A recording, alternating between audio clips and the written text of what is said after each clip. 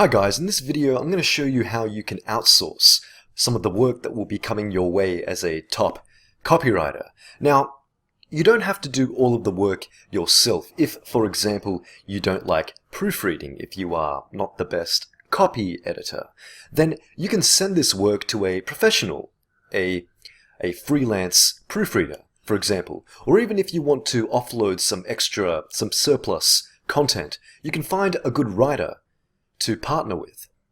And essentially you can act as a middleman. I'm going to quickly show you how to do that right now. First of all, you want to create an Upwork account. Then go to Find Freelancers here. This is under the Freelancer tab. And you want to go down to Writing. Now, depending on the type of writing that you want to outsource, you can select from these general categories. You can also select the Editing Proofreading category here if you want to hire an editor or a proofreader. Let's go ahead and do that right now. Let's find a good proofreader, and let me explain to you the process behind finding a good proofreader. And the same principle applies for finding a good copywriter to help you with excess work, for example. The first thing you want to do is open this Advanced Filters tab. We're going to select 10 hours and below as our rate. This filters out some of the more expensive proofreaders and editors and writers. So we select 1,000 hours billed, and I also select here native or bilingual English. This is very important because when you are dealing with clients that demand the best, you can't really rely on copy editors, proofreaders, or writers that don't have absolutely excellent English. They don't necessarily have to be as good as you, but they do have to have, at the very least, fluent native English. Now, you in this capacity will act as the final editor. I recommend that you read all of the work that any of your staff send you, proofreader, writer, or otherwise.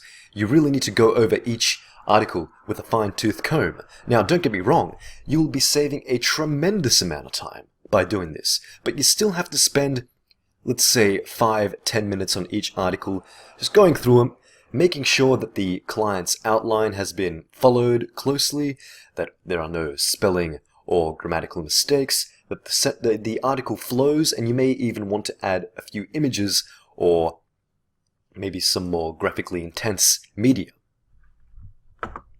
So now that we have these filters in place, let's have a look and see what kind of professionals we're dealing with.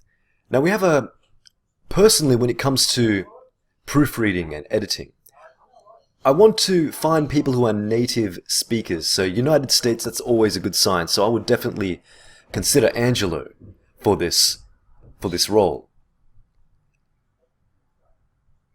Australia also.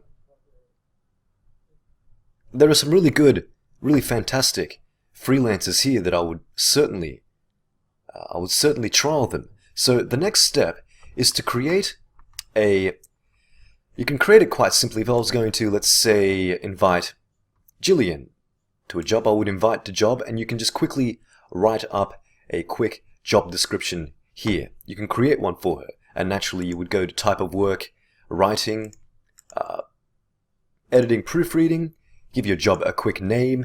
This doesn't have to be extensive at all. In fact, I recommend putting the least amount of effort into this initial job search, because the reality is you're going to be going through a number of freelancers.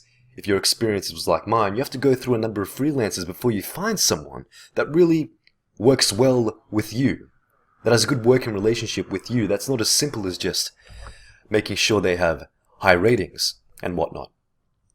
So going back again, I want to analyze one.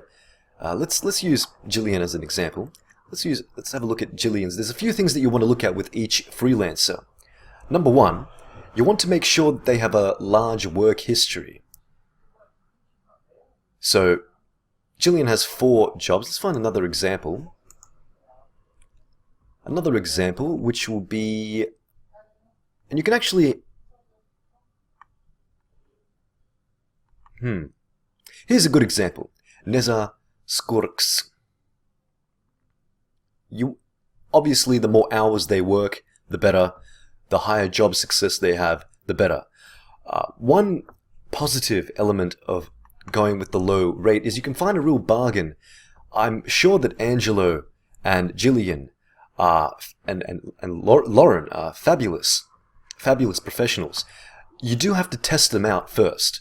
So that's what I would recommend. With people that have low hours on Upwork, you most certainly want to give them a trial project. And aside from that, there's nothing much more to it. Review the work.